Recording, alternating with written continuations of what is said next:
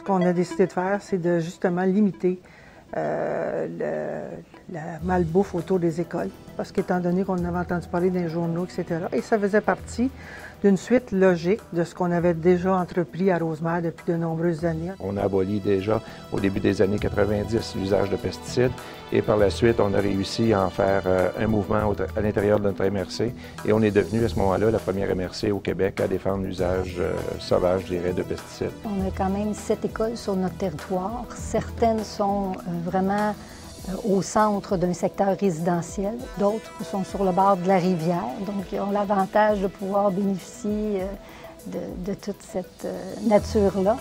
Tandis qu'il y en a d'autres qui sont près du chemin de la Grande Côte, donc près des commerces.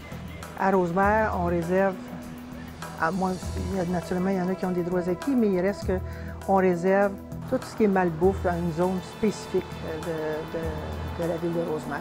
Il ne faut pas oublier qu'on a, depuis 2005, on a vraiment eu un caractère santé, parce qu'on a eu une mairesse qui était médecin puis qui a mis beaucoup d'emphase là-dessus et que le conseil municipal l'a soutenu là-dessus.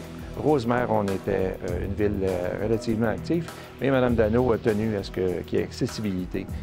Donc, c'était la gratuité pour accéder à nos équipements de tennis, à la piscine, à la patinoire. Dans le règlement sur la qualité de vie, c'est par ce règlement-là qu'on a été capable de déterminer qu'on aurait des parcs sans fumée.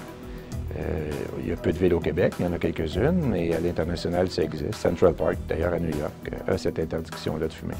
Et pour nous, c'est important de dire que si on fait une activité physique, c'est pas pour se placer à côté de quelqu'un qui fume. Donc, on pense que les valeurs qui sont véhiculées par les deux sont tout à fait à l'opposé. La réglementation 2012 a fait l'objet d'une consultation publique et c'est pas quelque chose qui a été discuté très longtemps. Je dirais même que ça a été accepté d'emblée.